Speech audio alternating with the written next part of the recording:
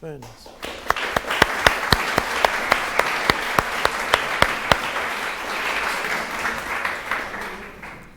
You're a very fine pianist, and I like the emotion that you bring to the music. It's very necessary always to play emotionally. The thing is that sometimes your emotion is directed towards one aspect, and there are 2 or 3 aspects going on. Like simply on the material level, if you have a melody and you have an accompaniment, the accompaniment shouldn't yield so easily to the melody. For instance, let's go this A flat major passage. This is the brook. Very often in Schubert, the brook is by, and let's say the lover approaches the maiden by the brook, and the brook stands for so many things in life that pass by and sees everything and then goes on. So this brook is not going to adjust to everything of the upper voice. Sorry.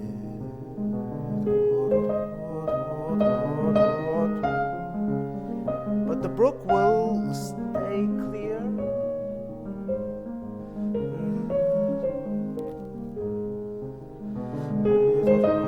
Then even here.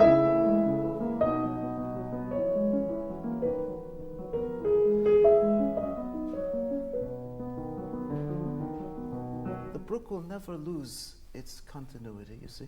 And so if you go like this, it is emotional, that's fine, but you're losing the 2 elements, you see. The other thing was this part, when it has this line, like the line of life, every accent can't be equal.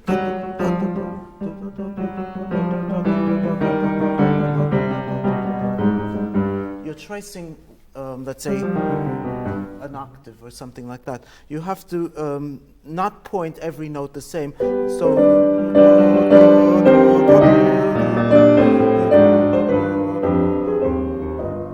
whatever, I don't remember exactly.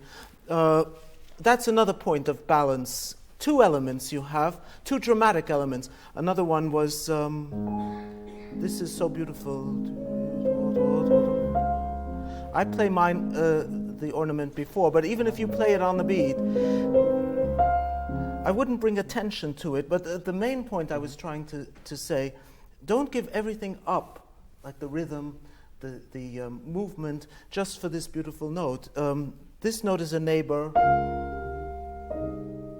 So it has to have its relation to the next note.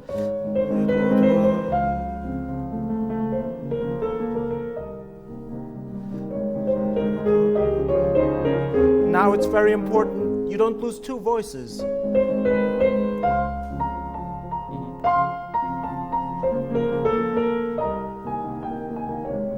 Not just the... And you lose everything if you take too much,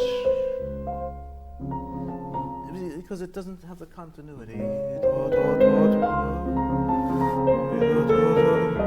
The fact of the ornament, whether you play it on the beat, is its urgency.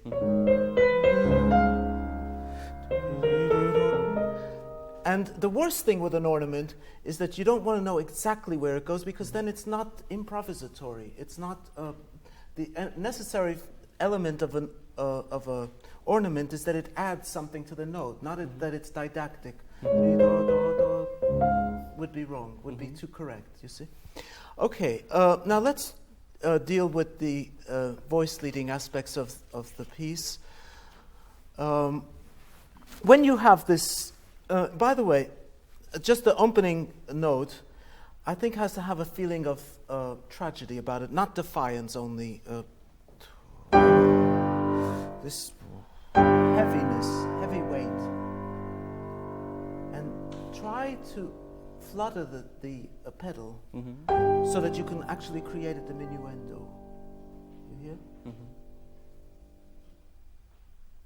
Now, then you begin the melody. What would you imagine the harmonization for the melody at the very beginning? What chord? Well, no. You see, that's my point. That when he harmonizes it, he implies a different harmonization than you would naturally do when you looked at it yourself. Why? I would do the harmonization that he applies at the end. So that this note is a neighbor note. It's the basic motion. By the way, I felt it, even now, a tendency to start too fast. From molto moderato, just a hair.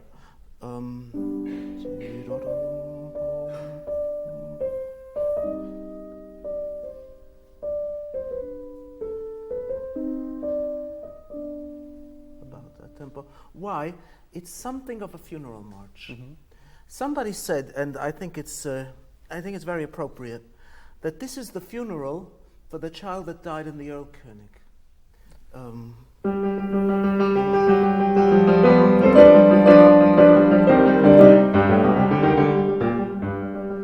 And there is something of this terror, because also the purity of this single voice, this lament, is something very tragic, unbearably tragic about it. And so I think it's very appropriate, this analogy, this connection. So, the basic point I'm saying is simple, a neighbor note without a harmony, without a tonic harmony. Now he harmonizes it.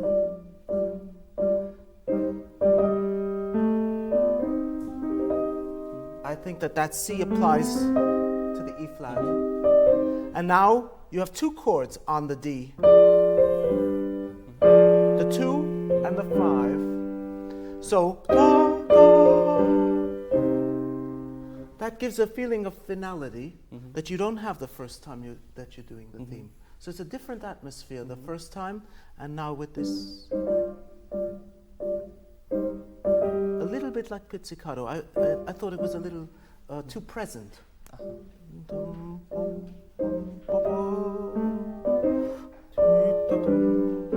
Sorry. Now the same. It's possible that it could be, or it's possible, but the fact that it's left up in the air gives it not a feeling of finality, which this will provide.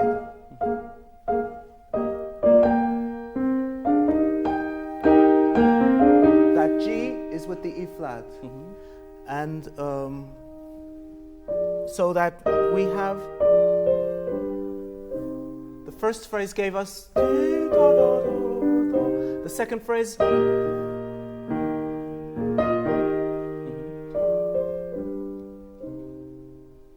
okay, and the idea that this 3 doesn't really have a significant enough section to the 5 is going to be very important in this place.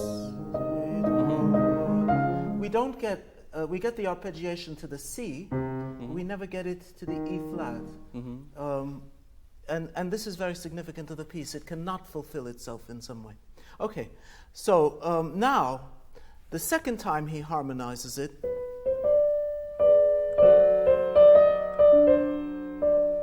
he adds this neighbor note. I think that harmony, this sharpened 2 chord, is around this F sharp, which is a neighbor note. I told you the first time it was all G. This by heightening the drama with the F sharp, still not taking away from the essential dominant quality of this theme. It's still answered, therefore, because there's more tension, it has to be answered stronger, but not that, just in relation to.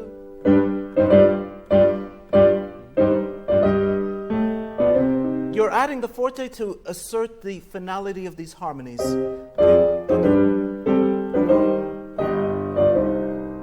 And the same thing happens here.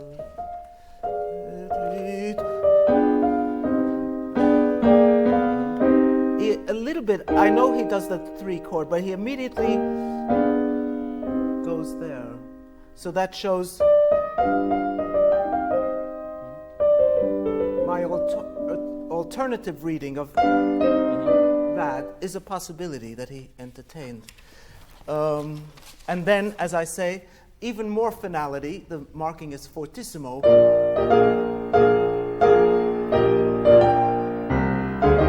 To this.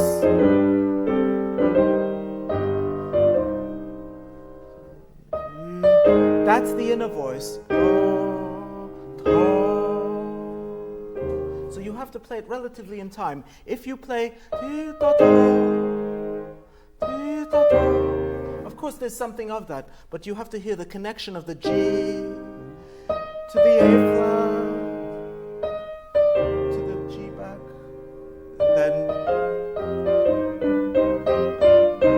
and now, the second time will change magically because of the D flat.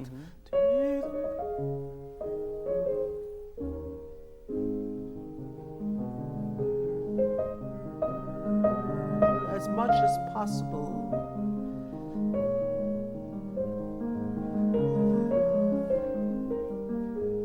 Keep this brook steady. Okay, so as I said,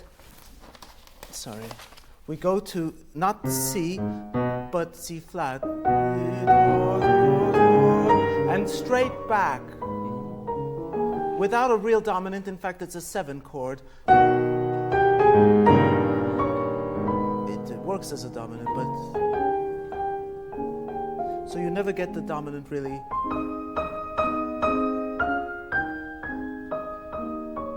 Until here. Now for performance, going on a little bit further, this has to sound like a cello. So you have to get much more sound in the left hand.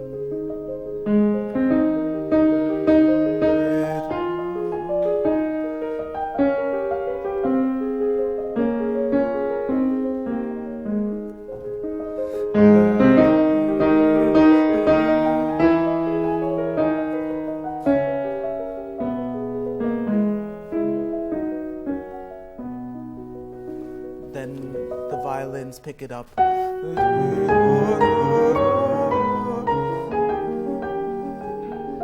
Now notice in the theme,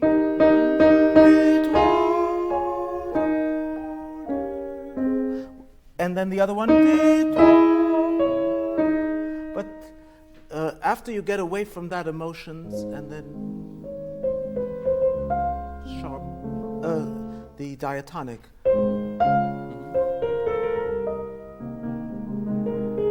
So this, the top of the theme, the F and the E flat is stretched, which is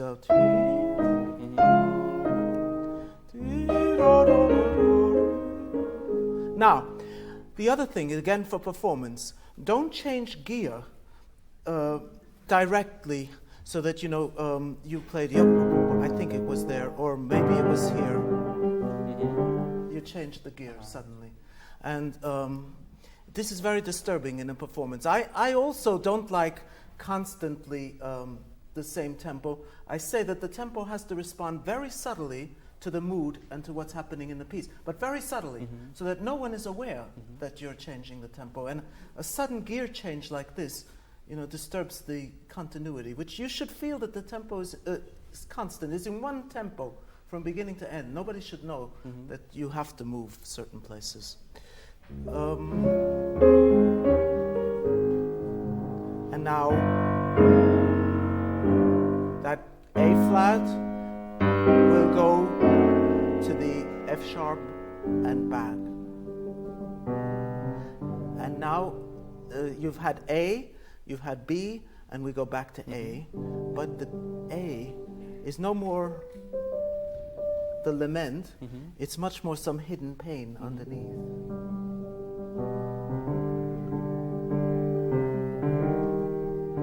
It's sort of gnawing at one.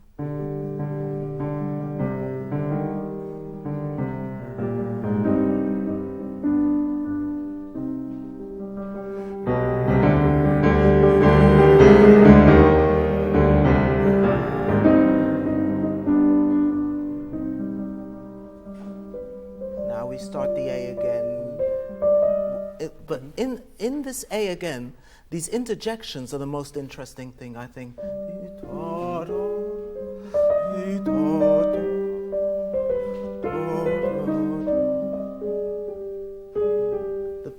We already saw the A flat to the G.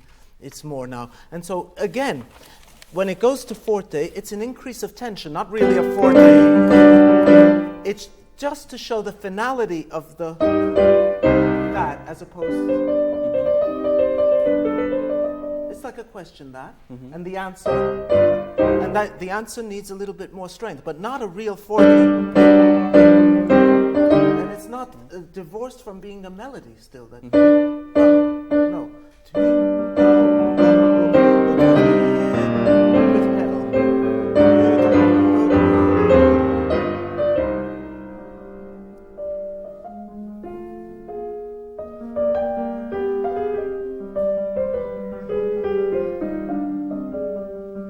Etc. And now is a real cry.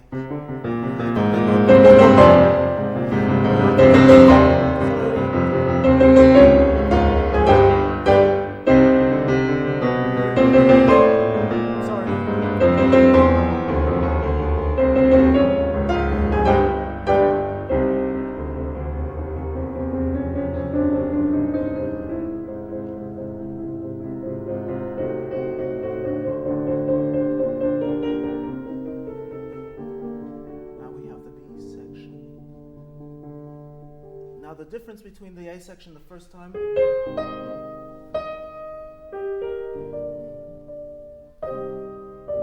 it was here. It's more quiet, it's pianissimo, and it's more tender. Okay, I myself played a little faster, but it's just personal.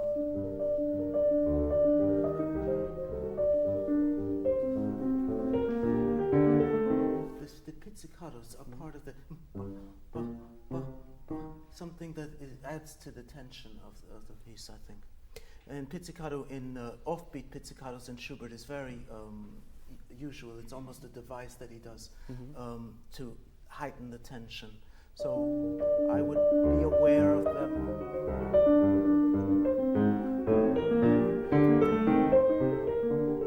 Especially when it traces the theme.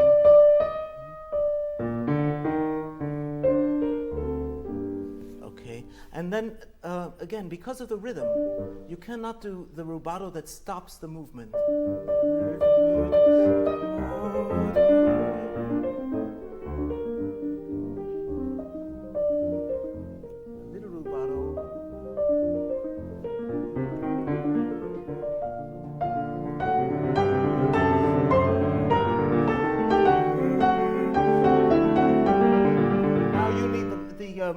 The upper voice, like woodwinds, instead of providing pizzicato, they provide these interjections. So you have two voices, not just the cello sections, or the not cello. I would think it's trombones, not just the trombones, but the woodwinds.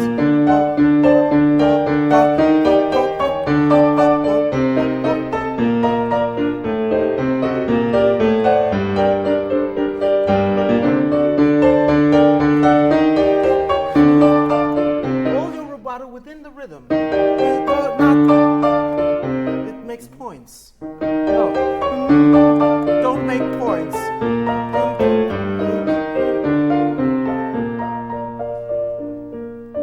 Not too soft, not too soft. Why?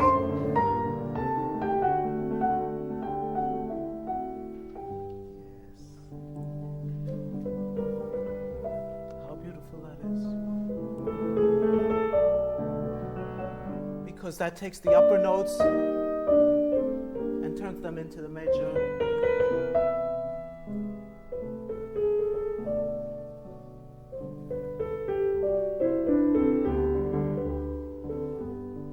Okay. Now that's A, B, A, B, and now the last A. We'll turn into the major.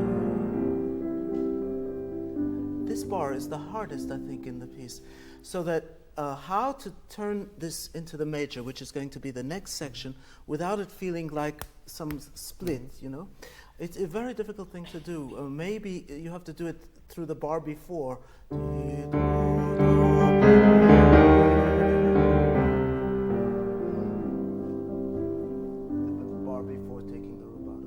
I don't know, you have to experiment so that it doesn't sound like a split right there.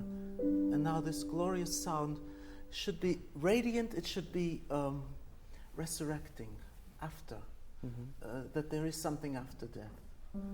This.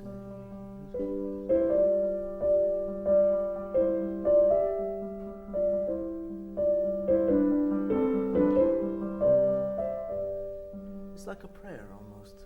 So you take this, which is mournful, has no hope, and you transform it into, after everything,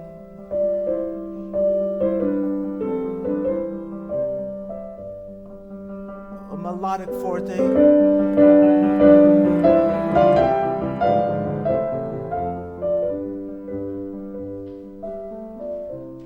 It's very peaceful and gives a feeling of finality that's radiant. Again, when the questioning still occurs, a different sound.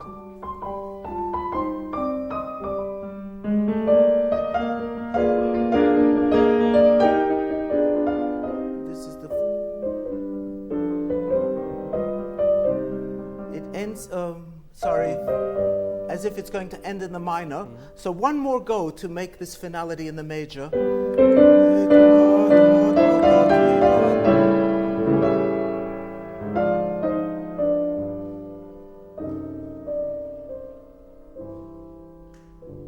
And then the piece ends, I think. But there's still a lingering sadness. E flat.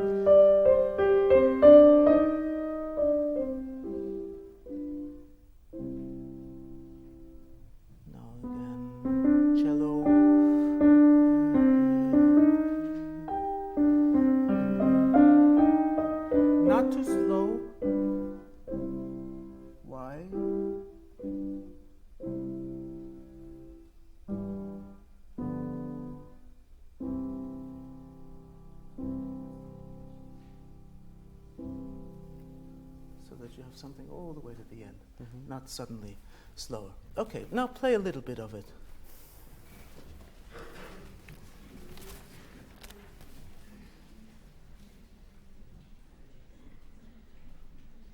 I'm sorry, I wasn't prepared. I wasn't prepared for it. It does sound a bit aggressive. Let's try to get away from this defiant. Or you feel it very defiant? Well, I just try to feel from this G up to the end, like one. Up to the end, actually. No, the G is not, I don't think, a significant part of the voice leading. The G is what we sometimes call a cover tone, or an inner voice. The voice leading really is only around D, E flat, and C. Yeah, nevertheless, it is found so much around the piece. It's around G the piece. It's around the piece. So, but I think it sets the atmosphere for the piece. What's the atmosphere of the piece? Well, is it defiant or is it tragic? I don't know the first word. I'm just sorry. I would call it tragic. I didn't understand in English the first word. So.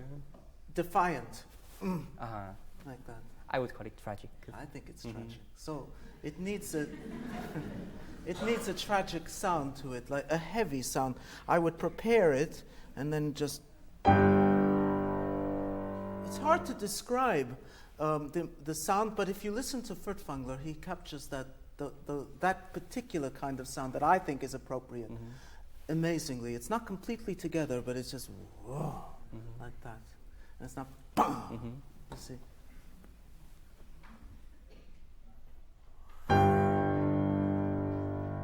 Innuendo now with the pedal, are you fluttering the pedal? Flutter the pedal a little.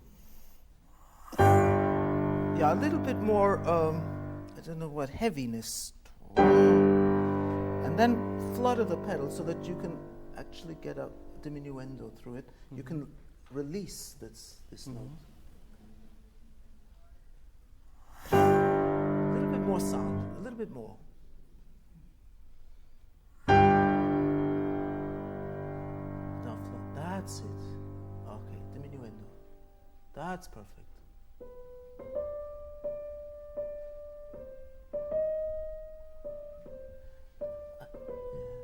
I would say almost with no emotion. The only emotion that you have is... I'm forcing my emotion, but the reason I'm trying to do that is to show you a different way of approaching it. It's too tragic to speak, you know? It's like the words are not going to come because it's a terrible thing. A child died. And you cannot... It's not this.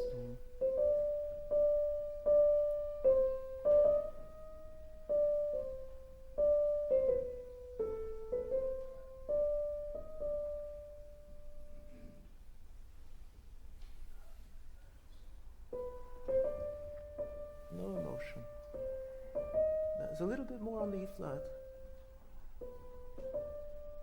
That's it. It's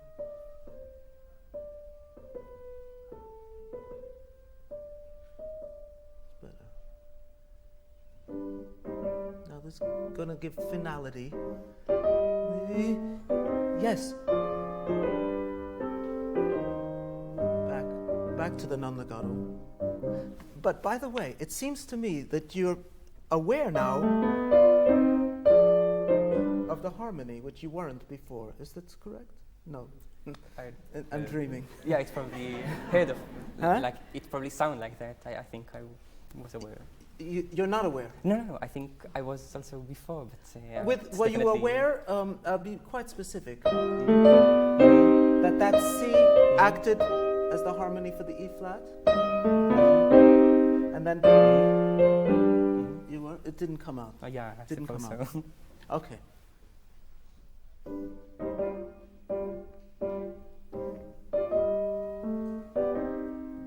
Take a breath.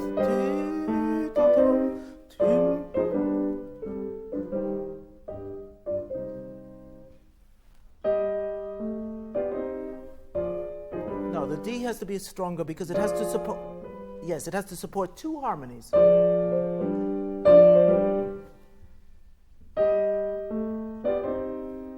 Take a breath, take a breath, take a breath.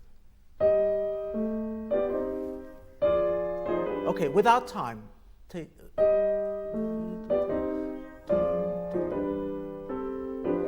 Back. No, back to back. Already back. That's it. Now this upper voice. It'll be a little bit more intense because of the harmony. What harmony are you hearing, actually? I'm curious to know. Okay. No? Okay, I was hearing... it's wrong, I'm sure. I wanted to make that a surprise for the second phrase.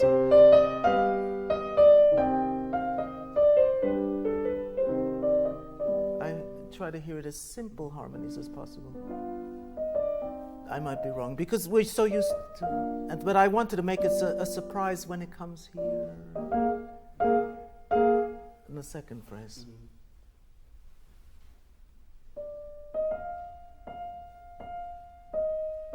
More of the neighbor note. Yes. This is an incomplete neighbor note. I should be precise. It's never going to really go back. It goes to the E flat.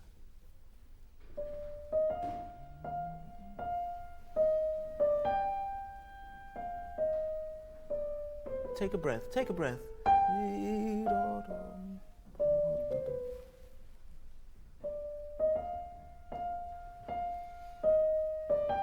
Good. Breath.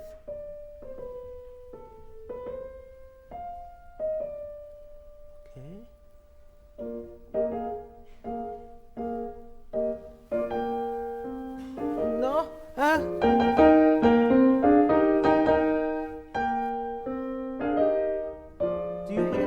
going to the E flat? To the E flat?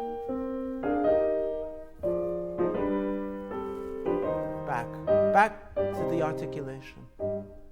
So that you give the listener the impression that it's always been in that articulation. It's, of course, for this, when it's legato, it's normal. You're not gonna, you warm it a little bit, but you go back to the articulation always. Okay, let's go on.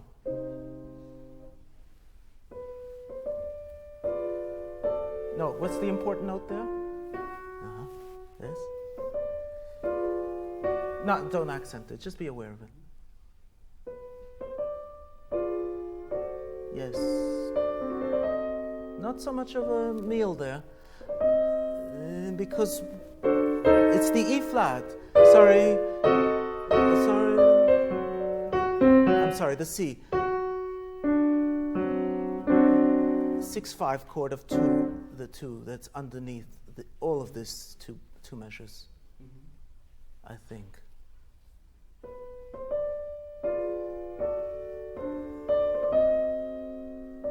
You see, I don't feel the tension of that 2 chord. You could, for instance, no, but you have to, you could hear it like that. I hear it like this. Do you see what I mean? There's a different way of hearing. You don't? No, I do. You do? Mm-hmm. Okay. So which way do you hear it? Do you hear it?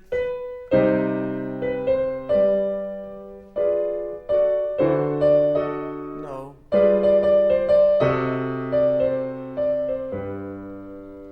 Or?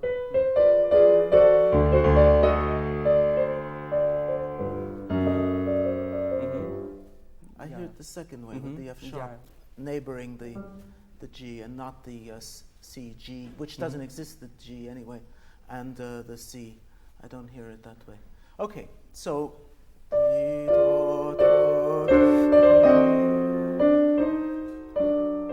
that's the resolution of this.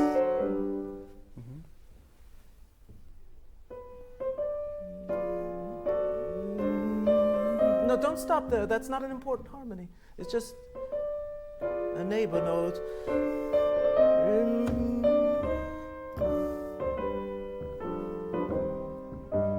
No. Go on now. Yeah, that's what I say. Don't change the mood. You're just singing a little bit more forcefully because you're going to use harmonies that are going to assert the key. So don't change the mood completely.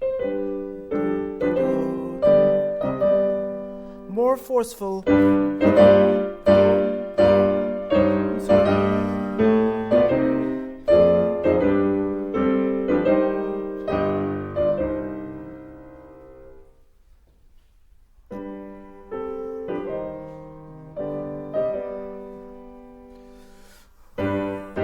That's right.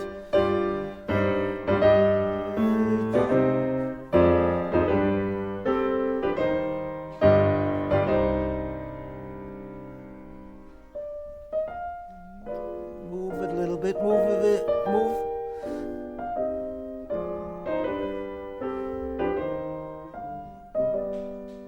Three. More, louder, louder.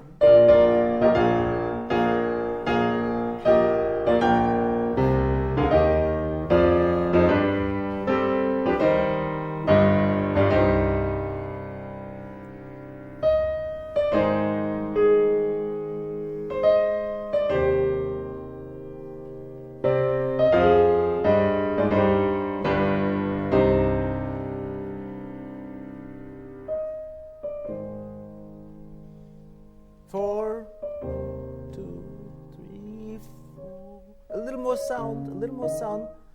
The D flat I didn't hear. 2, 3. No, slow down into the tempo.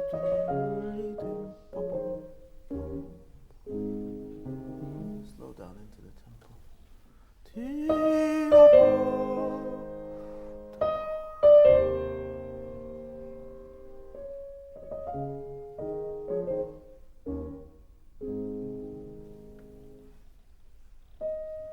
Sing, sing. 2, 3. 2, 3. 1, 2, 3, 4, 1. That's it. Sing, sing, sing.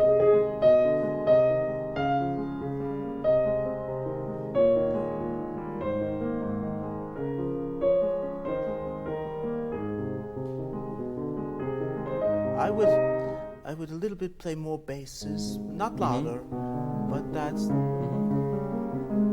all of these 7 to 6, 9 to 8, very little bit, just harmonic, not as if it's a middle voice.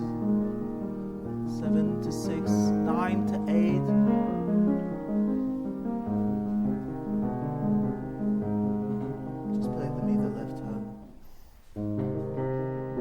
It out, just be aware, that's all. That's it. A little bit more.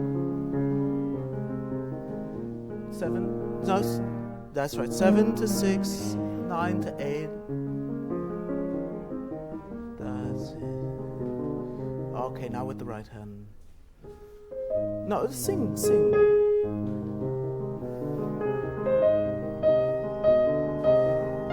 Good. That's good. Yes. And sing more. Good. Yes, I'm losing the line. I lost it at the beginning too. You tend to do this. Avoid that.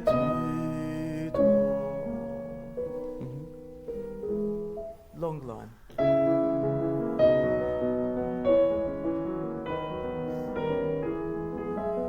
Sing, sing. Good. Even pianissimo, sorry. You can go down pianissimo. It just has to sing. If it sounds like Chopin, you've spoiled it. It's a real singer with an accompaniment. Okay.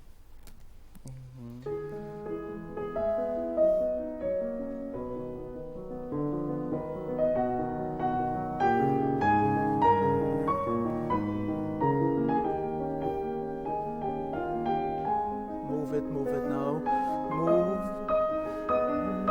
Move the tempo a little.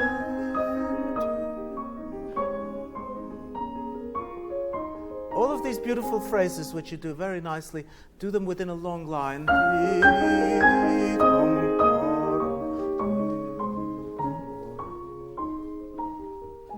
So that we're not drawn just to them. Go on. Now bring out the cello.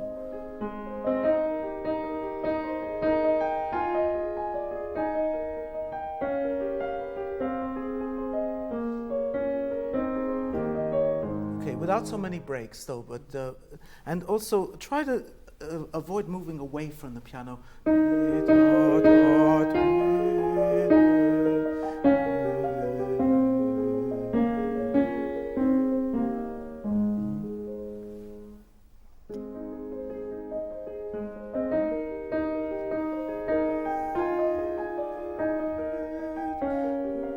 It can do a two-note phrase. I'm sorry, but don't lose the line. I'm sorry, I didn't mean for you not to do the two-note phrase.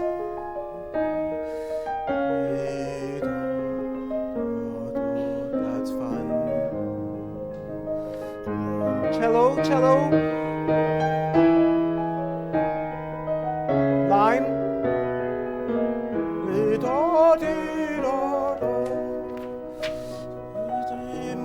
Don't lose the tempo, not too soft. Why? Yes. More.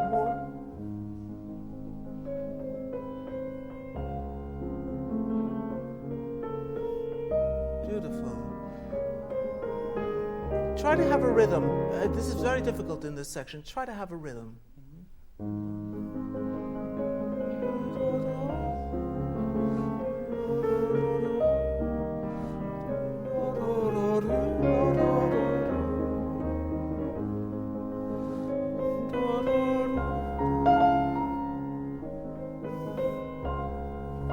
Yes, that's right. Yes, good.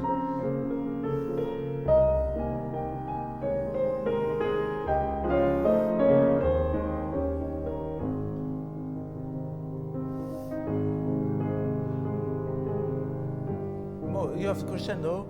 I know it's not beginning yet, but the idea begins. I know, not too loud, that's true, but still, no diminuendo, no.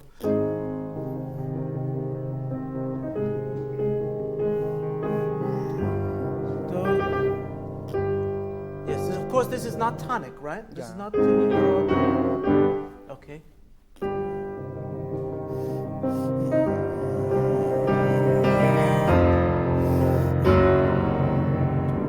Now the menacing. Go on, menacing. Not too fast. It's a little too fast, I think.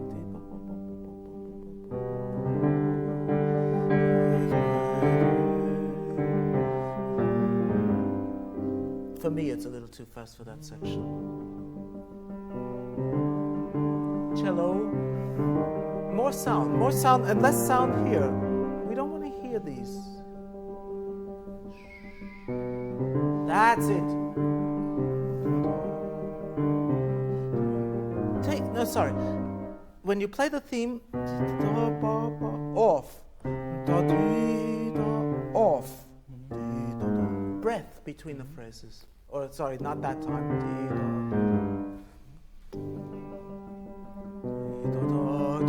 Off.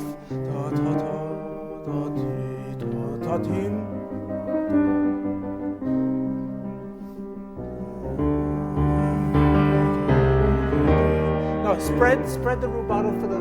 Sorry, let me just show you. This is what you're doing. You're doing rubato for one beat. Spread it over so that it's not so like a change, you see? From.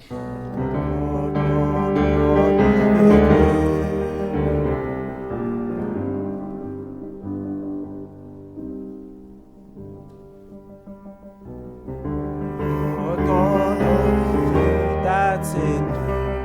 One bass.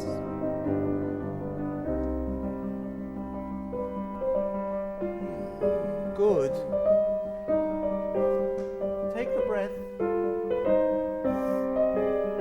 Take the breath between the phrases. Okay, I think we have to stop, unfortunately, because we have a lot to do this morning. But you have an idea. Thank you. Thank you very much. Take the breaths between the phrases. Yeah.